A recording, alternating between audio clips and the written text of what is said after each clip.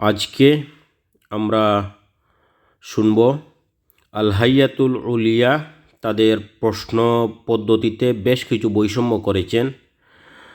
আর এই বৈষম্যগুলো মোটামুটি একটা জুলুমের পর্যায়ে পড়ে যায়। তো আমরা মোটা দাগে এই অভিযোগগুলো তুলে ধরব।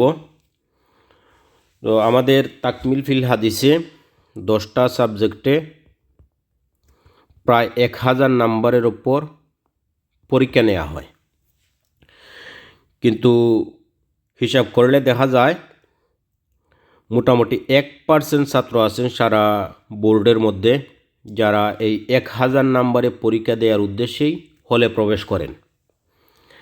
আর বাকি 99% ছাত্র আছেন যারা এই 1000 নাম্বার নয়, তারা 900 নম্বর পরীক্ষা দেওয়ার জন্যই তারা পরীক্ষার হলে প্রবেশ করেন। বাকি 100 নম্বর টোটালি এই 99% থেকে কেড়ে নেওয়া হয়েছে।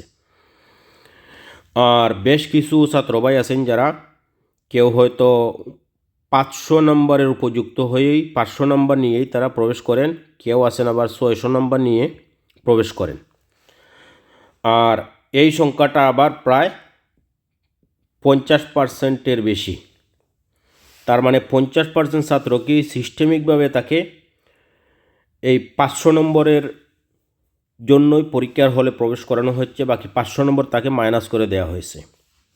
আর 99% ছাত্রকেই এই 900 নম্বরের উপর পরীক্ষা নেওয়া হয়েছে, 100 নম্বর তার থেকে সিস্টেম করে কেড়ে নেওয়া হয়েছে, তাকে আর 100 নম্বরের টাচ করতেই দেওয়া হয় নাই।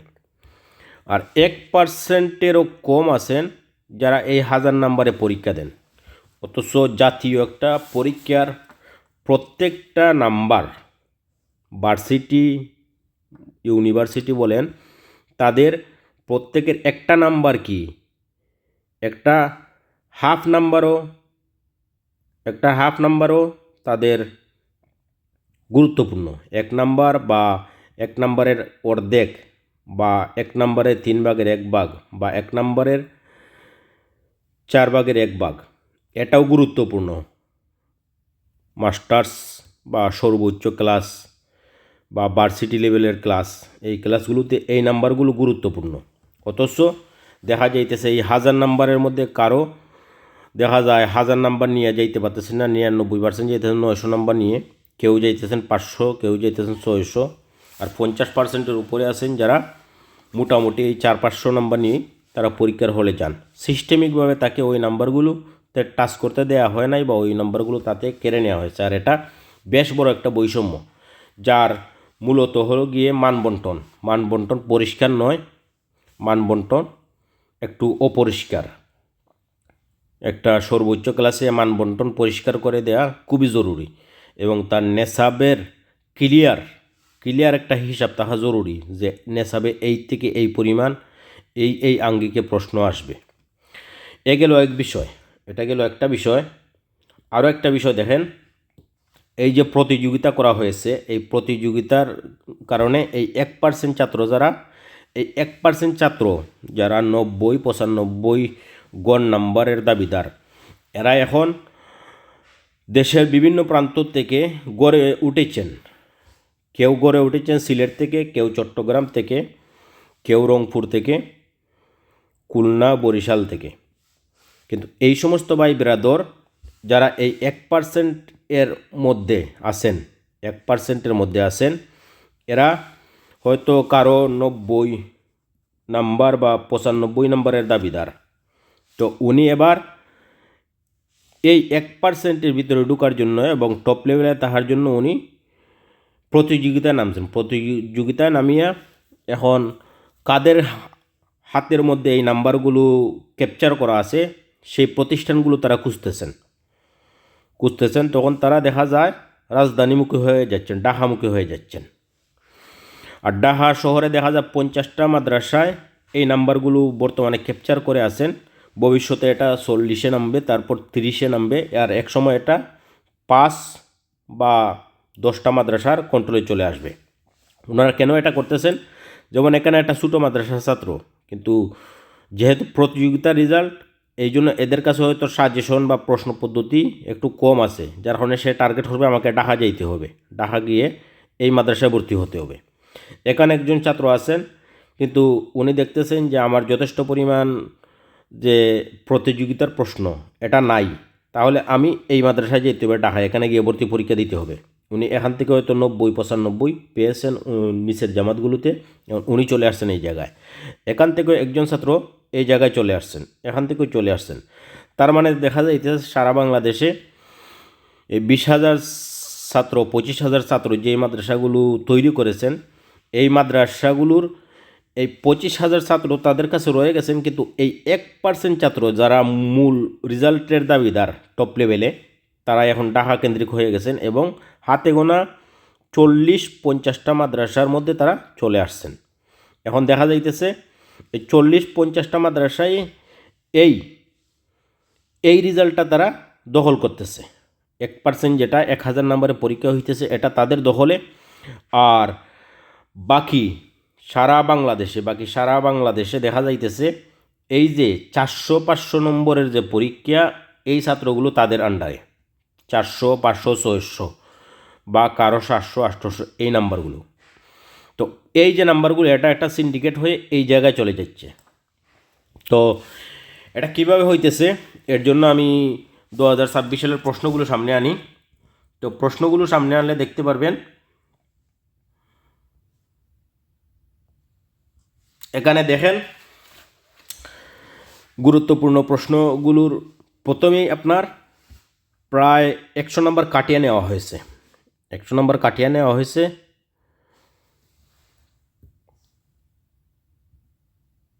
কিভাবে কাটছে দেখেন, এখানে দেখেন 100,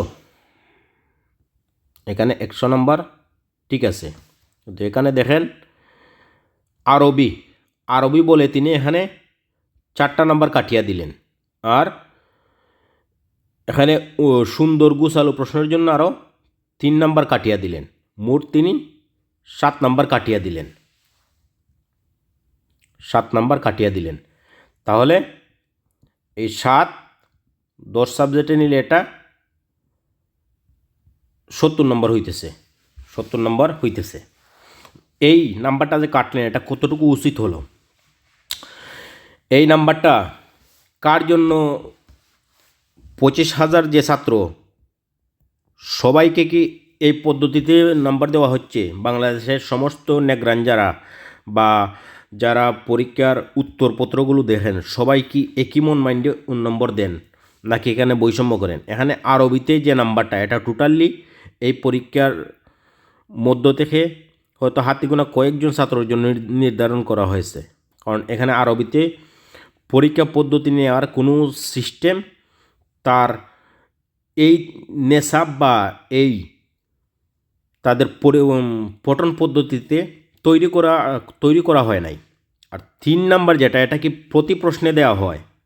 এই প্রশ্ন বা এই প্রশ্নে প্রত্যেকটাই কি দেওয়া হয়? এখন একজন ছাত্র যদি শুধু এই প্রশ্নটা লেখে তাহলে কি সে এই নাম্বারটা পাইতেছে বা এই নাম্বারটা পাইতেছে? এটা তো সে বাংলা লেখলে আর পাইবে না বা উর্দুতে লেখলে পাইবে না। তার মানে তার অটোমেটিকভাবে তার 40 নাম্বার কাটা। এই 99% ছাত্র বা তারও বেশি ছাত্রর 40 নাম্বার তো টোটালি কাটিয়ে দিলেন। বাকি রইল এই 3 নাম্বার। এই 3 নাম্বার কি এই আংশিক প্রশ্ন উত্তর যারা দিতেছেন, তাদের কি দিতেছেন? নাকি আপনারা ওই সর্বোচ্চ লেভেলে 90 বা 95 যারা পাইতেছে তাদেরকে আপনার টার্গেট করে এই নাম্বারগুলো দিতেছেন? এটা হলো মূল বিষয়। এখন এই আরবির প্রশ্নের বিষয়টা দেখেন। আরবির প্রশ্নে কি আপনি তাকে আরবির যোগ্য বানিয়ে কি এই প্রশ্নগুলো নিতেছেন, না এটা আরবি শুধু এমনি নামমাত্র নিতেছেন? এটা একটু দেখেন। তো আরবি ভাষায় লিখতে গেলে সারা দুনিয়ার একটাই পদ্ধতি, কথা বলতে গেলে আরব দেশে যেতে হবে বা আরবদের সাথে চলাফেরা করতে হবে। ইংরেজি ভাষাও বলতে গেলে বা লিখতে গেলে বা পড়তে গেলে তাদের পদ্ধতি নিতে হবে। আমি যেহেতু কোরিয়াতে আছি, কোরিয়ান ভাষা হয়তো 2-3 মাস পড়ছি, তারপর কোরিয়ানদের সাথে থাকতে হয়তো 4 মাস বা 6 মাস পরে আমি কোরিয়ান অনর্গল কথা বলতেছি। আর আজকে 10 বছর যাবৎ এটা কোম্পানির বিভিন্ন সেকশন চালাইতেছি। বা কোরিয়াতে যারা আছেন একেবারে নিম্ন শিক্ষিত হয়েও যারা আছেন তারাও কোরিয়ান কালচারের সাথে তারা লেখাপড়া করে বা কথাবার্তা বলে ভাষা শিখছেন, বা চায়নাতে গেলে চায়না কঠিন ভাষা, চায়নাও শিখতেছেন। তো দেখা যায় 5 মাস 6 মাস দিয়ে যেই ভাষা শেখা যায়, সেখানে আপনি কি করতেছেন দেখেন, সেখানে ইবতেদায়ী যে জামাতগুলো, এটার মধ্যে আপনি আদ-দুরুসুল আরবিয়া বা এ ধরনের কিতাব দিয়ে আপনি প্রত্যেক ক্লাসে 300-400 নম্বরের পরীক্ষা নিলেন। মুতাওয়াসিতাতে আপনি আরও 300-400 নম্বরের পরীক্ষা নিলেন।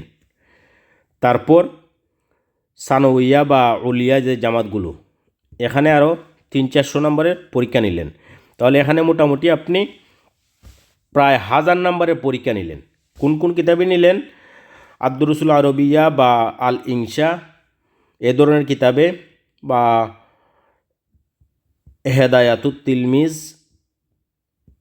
বিভিন্ন বোর্ডে বিভিন্ন বই আছে, বা হাদিয়াতুল মারজিয়া, মাকামাতে হারিরি, সাবএ মুআল্লাকাত।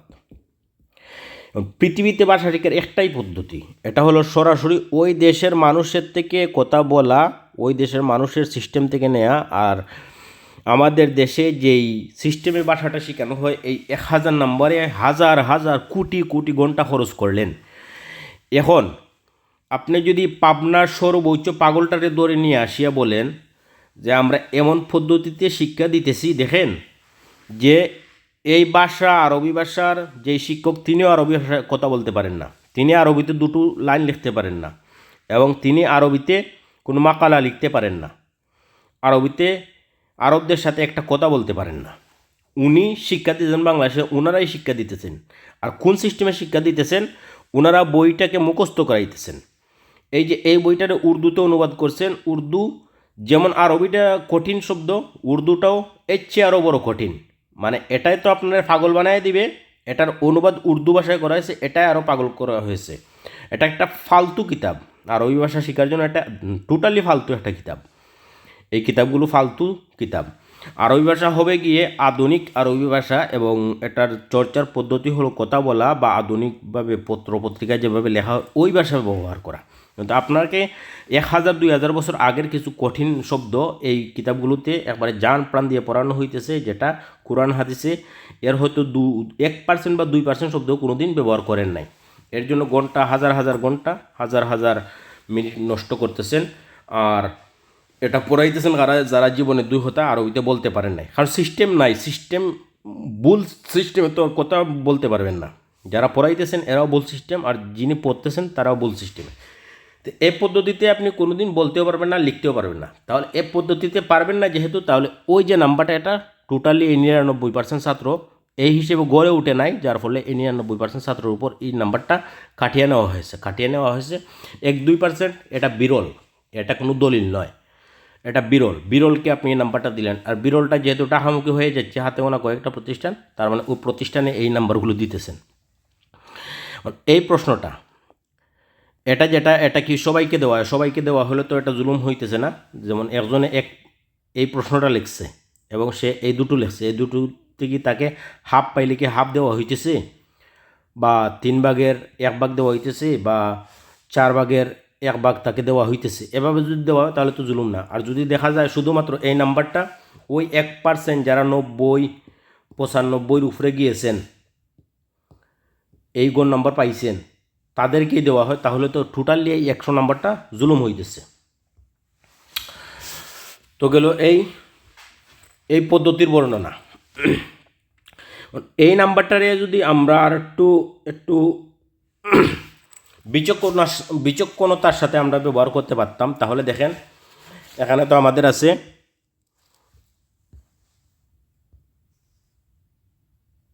10টা কিতাবে, দেখেন আমাদের কত আছে, 10টা কিতাবে আছে এই 1000 নাম্বার।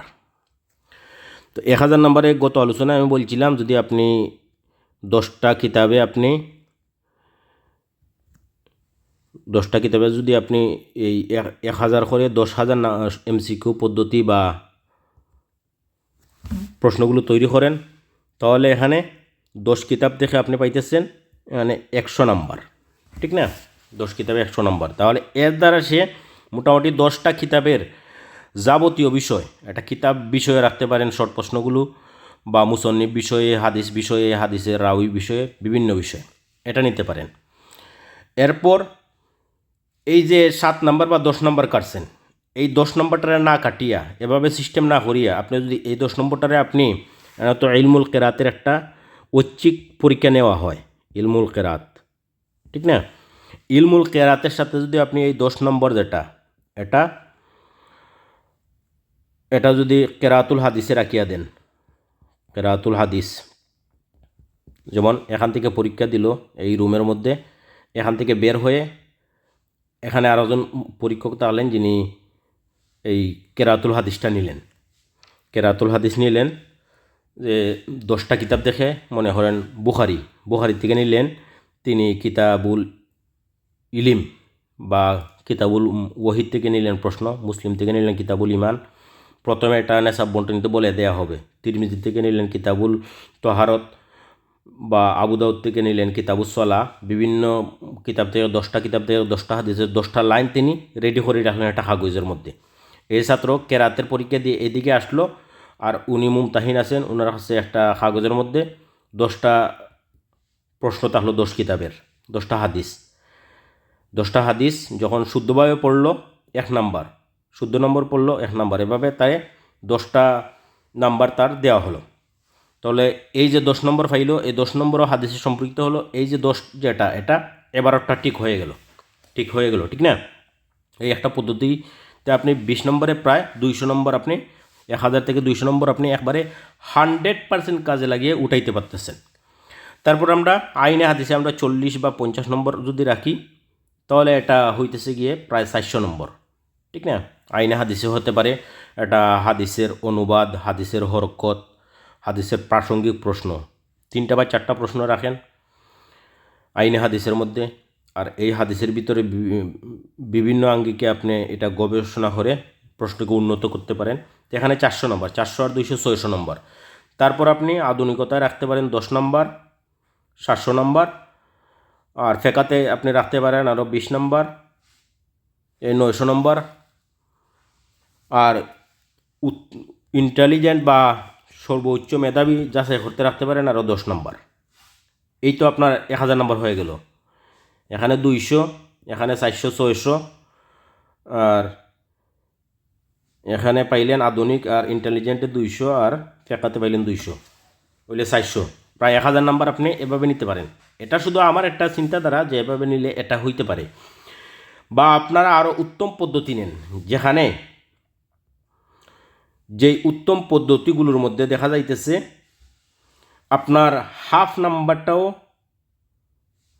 বিনা কারণে কাটতে পারেন না, বিনা কারণে 1 নাম্বারও যাতে কাটতে পারেন না, 2 নম্বরও বিনা কারণে নষ্ট না হয়, এমনকি হাফ নাম্বার বা 3 ভাগের 1 ভাগ বা 4 ভাগের 1 ভাগ নাম্বারও আপনার বিনা কারণে কাটতে হয় না।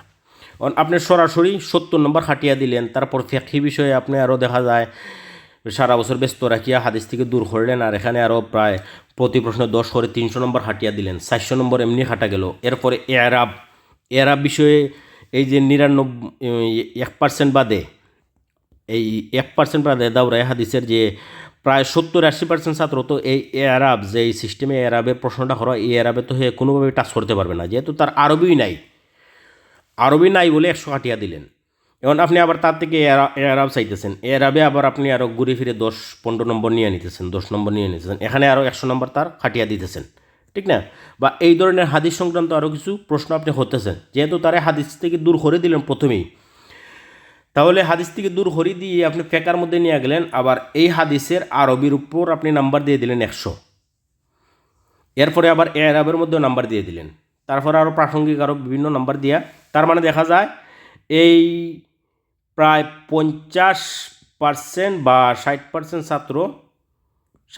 ছাত্র পরীক্ষার হলে সে প্রায় 200-300 নম্বর মাইনাস দিয়ে, কেউ 500, কেউ 600, কেউ 700 নম্বর নিয়ে পরীক্ষার হলে প্রবেশ করে। আমি হয়তো বুঝাইতে পারতেছি কি না জানি না।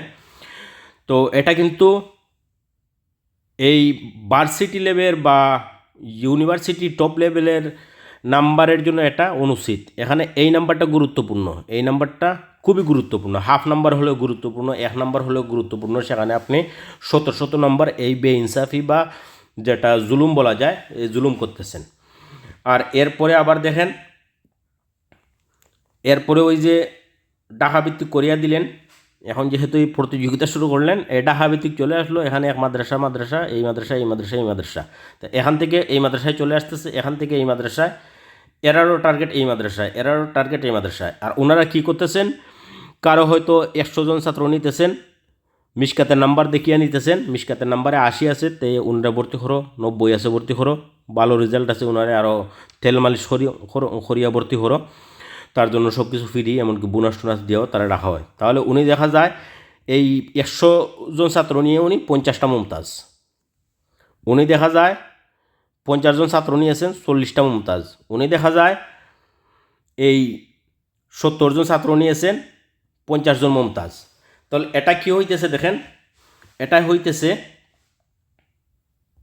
যে আল হাইয়াতুল উলিয়ার পরীক্ষা বর্তমান হিসাব করলে দেখা যায় 25,000 ছাত্রের মধ্যে প্রায় 1500 মতো ছাত্র আমরা দেখতেছি যে যারা এই 1500 ছাত্র মুমতাজ পেয়েছেন।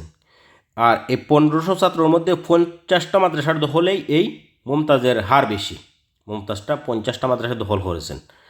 আর বাদ বাকি মাদ্রাসাগুলো হয়তো কেউ একটা দুইটা, এমনকি বোর্ডের হিসাবগুলো দেখেন, বোর্ডের হিসাবগুলো দেখলেও বুঝবেন।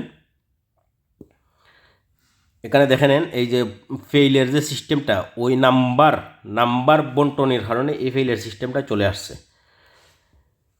এখানে এই নাম্বার বন্টনের বৈষম্যের কারণে, যেমন এই যে ছাত্র, এখান থেকে দেখা যায় 1% হয়তো আরবি বা সুন্দরভাবে নাম্বার দিয়ে তার ওই 100 নম্বর, যেটা 7 নম্বর খাটিয়ে দিয়েছিলেন, এই নাম্বারটা সে নিয়ে 70 নম্বর সে প্লাস করে নিয়েছে। যেটা এই ছাত্র থেকেও কারিয়া নেওয়া হলো, এর থেকে নেওয়া হলো, এমনকি এর থেকেও নেওয়া হলো, এদের থেকে নেওয়া হলো, যার কারণে এই নাম্বারগুলো শুধু নিম্নমুখী হইতেছে।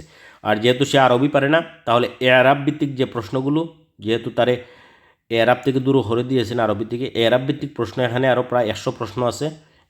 100 প্রশ্নটাও এদের থেকে মোটামুটি কেড়ে নেওয়া হয়েছে। তাহলে 200-300 নম্বর অটোমেটিক এই ছাত্রগুলো থেকে কারিয়া নিয়েছেন, ঠিক না? 200-300 নম্বর। তার মানে এই ছাত্রগুলো যারা এই 2-1% ছাত্র বাদে এই ছাত্রগুলো যাইতেছেন পরীক্ষার হলে, কেউ 500 নম্বরের মালিক হয়ে, কেউ 600 নম্বরের মালিক হয়ে, আর কেউ 700 নম্বরের মালিক হয়ে। এর মধ্য থেকে আবার ওই হাদিস যেহেতু পারেনই না, দেখা যায় অনেক অনুবাদ ধরতে পারতেছেন না, যেহেতু অনুবাদ থেকে আপনি দূর করে দিলেন, আর অনুবাদ আনতেছেন শুধুমাত্র ওই মহল্লে ইমতিহানের কিছু 2 লাইন আর 1 লাইন, এ দ্বারা তো তার হাদিসের অভিজ্ঞতাটা নিতে পারতেছেন না, যার ফলে দেখা যায় এই অনুবাদে গিয়েও মার খাইতেছে, যার ফলে এই সংখ্যাটা বাড়তেছে, এই সংখ্যাটা বাড়তেছে, ফেল মকবুল এই সংখ্যাটা বাড়তেছে। অথচ আপনি মানে হাফ নাম্বারও যাতে তার মেধাভিত্তিক আসে, 40-50% প্রশ্ন রাখবেন, 40-50% ছাত্র উপযোগী, 20% প্রশ্ন রাখবেন আর একটু উপরের লেভেলের, 10% প্রশ্ন রাখবেন ইন্টেলিজেন্ট যারা আছেন, যারা উচ্চ মেধাটা তো যে আল্লাহর নিয়ামত, সবাইরে দেয় নাই। এখন এই যে বৈষম্য করতেছেন, এই বৈষম্যর ফলে এই ফলাফলটা হইতেছে, অথচ এটা তো হওয়া উচিত ছিল না। এখন দেখেন বোর্ড ভিত্তিক মাদ্রাসার হিসাবগুলো দেখেন, বোর্ড ভিত্তিক মাদ্রাসার হিসাব, যেমন এখানে একটু খেয়াল করেন, মোট মার্কাজই দেখেন, বিভাগ যেহেতু বড় তার জন্য এতটুকু, আর বাকিগুলা মিলিয়ে দেখা যায় এখানে প্রায় 7 × 14 20, প্রায় 26টা মাদ্রাসা, 26টা বোর্ড, ঠিক না? আর বাকি এরা, আর যেহেতু এখানে মাদ্রাসা বড় বোর্ডের বেশি, বড় বোর্ড, আর এখানে দেখা যায় 200-র মতো হইতেছে। তো মুমতাজ হিসাব বললে দেখা যায় সারা বাংলাদেশের এই যে সংখ্যাটা, ওনারা অল্প কিছু ফলাফল নিতেছেন, অল্প কিছু, আর এখানেও অল্প কিছু। এখানের মধ্য থেকে ঢাকা ভিত্তিক যারা আছেন, ঢাকা ভিত্তিক কেন্দ্রভিত্তিক, তারা মূল নাম্বারটা নিতেছেন, কারণ তারা সারা বাংলাদেশ থেকে তারা ছাত্র টানতেছেন। আর আমি যেহেতু 90-95 দাবিদার, আমি চাইব যেখানে 20-25 জন 50 জন মুমতাজের ছাত্র আছে, তাদের মধ্যে যাই তাদের সিটগুলো আলাদা, তাদের পদ্ধতি আলাদা থাকবেই, যেহেতু মুখস্থবিদ্যা বা প্রতিযোগিতার উপর এখন চলতেছে। আর এই একদিনের ওয়াম্মা তৈরি করার জন্য, রেজাল্টের মজা নেওয়ার জন্য এই এত বড় ক্ষতিটা আপনারা করতেছেন। এখানে মমতাজটা কি করুণ অবস্থা, এতজন শিক্ষার্থীর মধ্যে এতজন, এখন এইজন যদি ঢাকায় চলে যায়, ঢাকার নির্দিষ্ট মাদ্রাসায় চলে গেলে এরা ফকির হয়ে যাবে। এই যে এতজন শিক্ষার্থীর মধ্য থেকে এই এতজন, এরাও যদি এবছর ঢাকায় চলে যায়, যারা নতুন তৈরি হইতেছে, তাহলে এরাও ফকির হয়ে গেলেন। এখানে এতজন ছাত্রের মধ্যে এতজন, এরাও ঢাকার একটা মাদ্রাসায় চলে গেলেন, ওই নির্দিষ্ট 50-40টা মাদ্রাসার মধ্যে, তাহলে এরাও এই মমতাজ শূন্য হয়ে গেলেন। বা এদের মধ্য থেকে ঢাকায় চলে গেলেন নির্দিষ্ট একটা গণ্ডির ভিতরে, এরাও মমতাজ শূন্য, সবাই ফকির হয়ে গেলেন।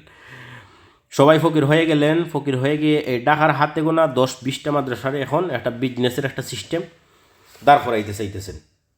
এটা বিজনেস হয়ে যাইতেছে, প্রতিযোগিতা এভাবে।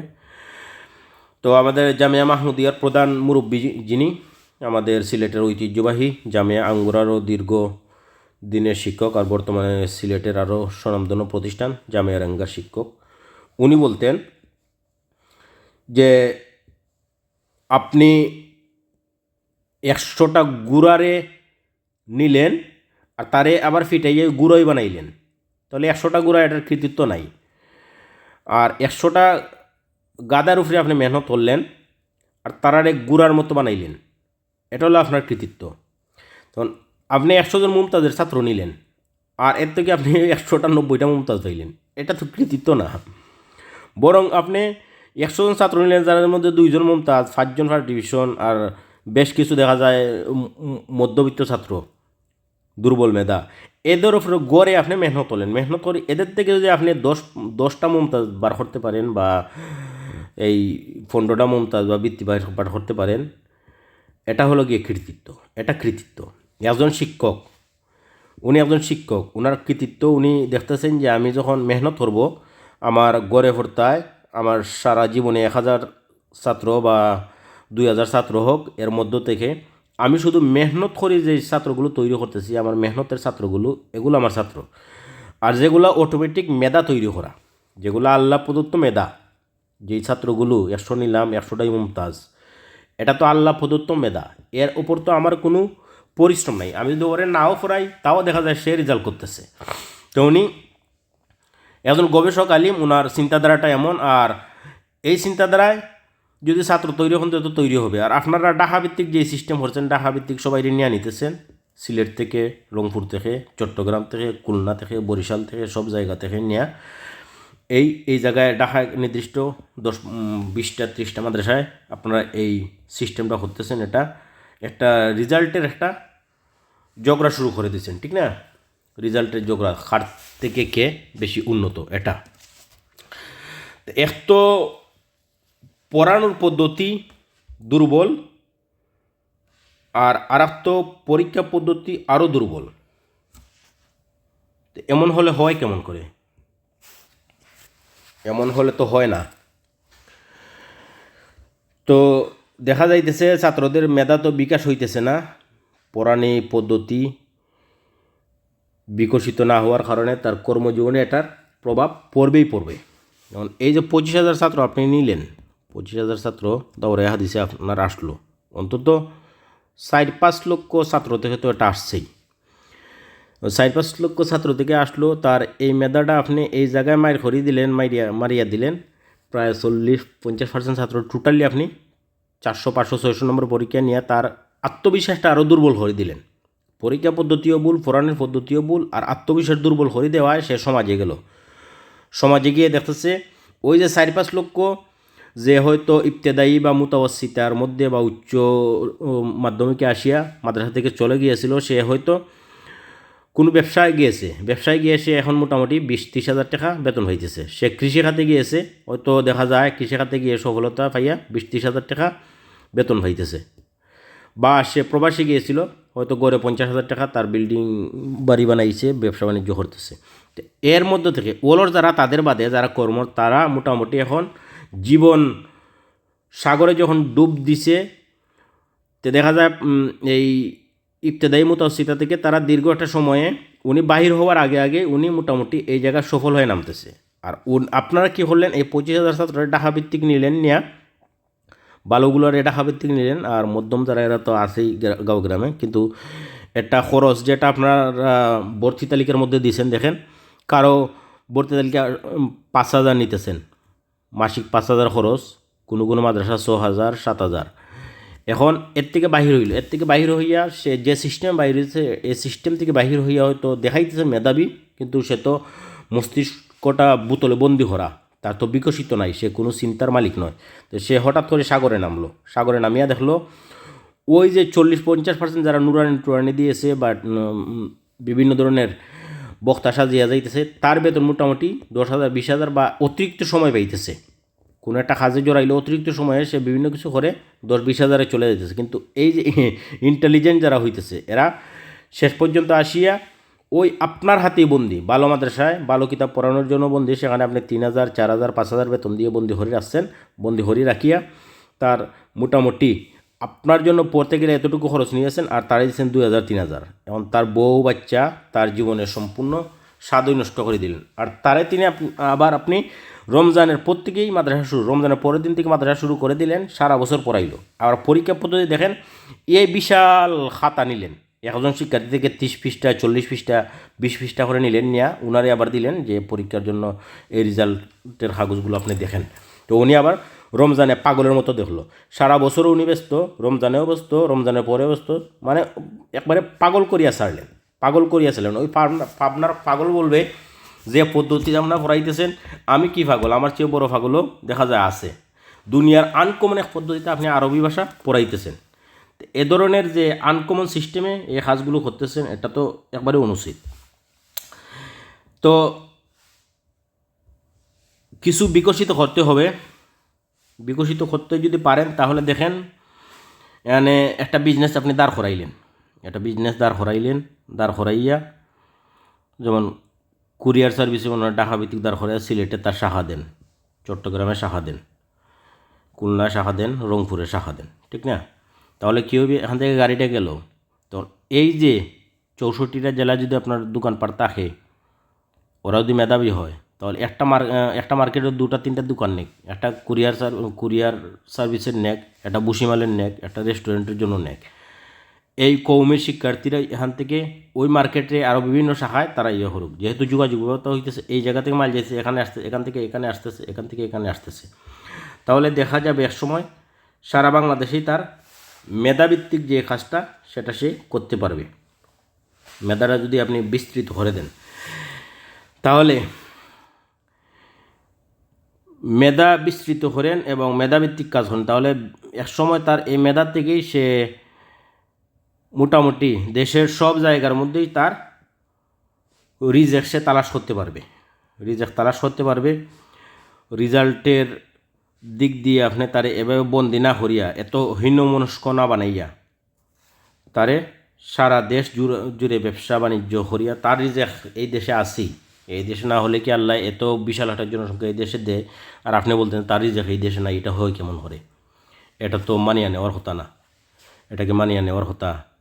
তার রিজেক্ট অবশ্যই আছে। পৃথিবীর এমন কোনো শিক্ষা নাই, আপনি ডাক্তার বলেন, ইঞ্জিনিয়ার বলেন, এত কঠিন পড়াফড়া নাই, হিফজে কী পরিমাণ মেহনত করেন আপনি, কল্পনার বাহিরে। এই জামাতের ছাত্রগুলো কী পরিমাণ মেহনত করে, শুধু পদ্ধতির বলে এখানে রেজাল্ট আনতে পারতেছেন না। এত যে পদ্ধতি আনকমন পদ্ধতিতে আবার জুলুম করতেছেন, এটার আধুনিক করেন, আধুনিক করিয়া তার প্রশস্ত করেন, তাহলে দেখেন ডাক্তার ইঞ্জিনিয়ার সহ যত পরিশ্রমী আছে, এরা কয়জন আছে ফজরের পর থেকে একবারে এসা পর্যন্ত পড়ালেখা করে, এই 14 ঘন্টা 12 ঘন্টা 14 ঘন্টা, কয়টা বাংলাদেশে কোন প্রতিষ্ঠান আসছে? আপনি স্কুল আনেন, স্কুলে কয় ঘন্টা পড়ে? 10-12 ঘন্টা পড়ালেখা করেনি। কলেজ, ভার্সিটি, ডাক্তার ইঞ্জিনিয়ার সহ যত ধরনের শিক্ষার্থী আছে বাংলাদেশে, একমাত্র কওমি মাদ্রাসায় ফজর ফরতকি নিয়া একটানা সে এই 10-12 ঘন্টা পড়তেছে এসা পর্যন্ত, ঘুমানোর আগ পর্যন্ত, 12টা পর্যন্ত, রাত্রি, মধ্যরাত্রি, সারা রাত্রি। আর এটা হইতে তার রমজান থেকে নিয়ে, রমজানের পরে ঈদ থেকে নিয়ে ঈদের একবারে বাৎসরিক পরীক্ষা পর্যন্ত মোটামুটি 365 দিন, 365 দিন এটা করতেছে, যেটা কোনো ডাক্তার, কোনো ইঞ্জিনিয়ার, কোনো ইউনিভার্সিটির ছাত্র, কোনো টপ লেভেলের বিসিএস যারা করে তারাও সম্ভবত এই রুটিনে পড়ালেখা করে না। এত কঠিন পড়ালেখা করিয়াও যদি এই রেজাল্টটা না পায় তাহলে কীভাবে হবে বলেন? তো অগুসালু কিছু কথা নিজের সংরক্ষণের জন্য রাখলাম। আল্লাহ আমাদের সঠিক বুঝ দান করুন। তো আখির দাওয়ানা আলহামদুলিল্লাহ রাব্বিল আলামিন।